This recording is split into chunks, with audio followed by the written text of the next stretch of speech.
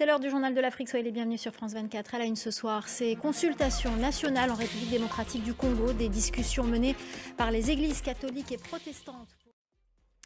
Coup d'envoi des discussions au niveau national pour évoquer la situation dans l'Est de la République démocratique du Congo, des consultations menées par les églises catholiques et protestantes du pays. Une session extraordinaire a également été convoquée aujourd'hui au Parlement congolais dans un contexte d'occupation d'une grande partie de la ville de Goma par l'armée rwandaise et les M23 et de menaces qui pèsent de plus en plus sur le sud Kivu. Les précisions à Kinshasa d'Aurélie Bazara-Kibangula. Cette manifestation de la communauté congolaise à Pretoria en Afrique du Sud, ils étaient des dizaines de personnes avec pancartes et drapeaux congolais à être rassemblés. Mobilisation également à Bruxelles, où des manifestants sont venus demander ce mardi des actions concrètes, d'abord à la Belgique, ancienne puissance coloniale, mais aussi à l'Union européenne pour mettre fin aux violences dans l'Est de la République démocratique du Congo.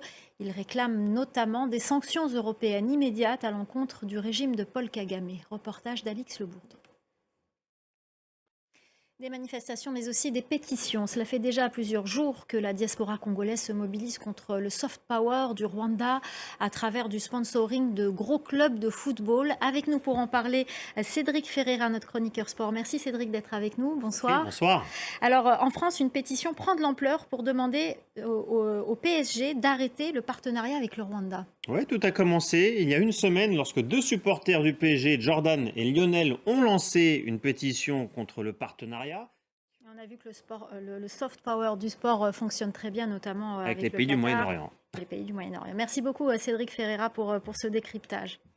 Voilà ce que l'on pouvait dire sur la situation en République démocratique du Congo.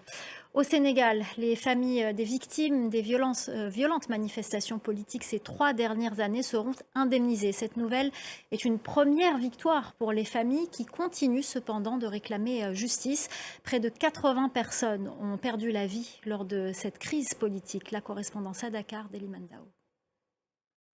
Chaque année, 10 000 tortues sont attrapées dans les filets de pêche au large des côtes tunisiennes. Une association les recueille et les soigne grâce à des balises installées sur leur carapace. Les bénévoles suivent l'état de santé de ces tortues marines. Émilie Boyle.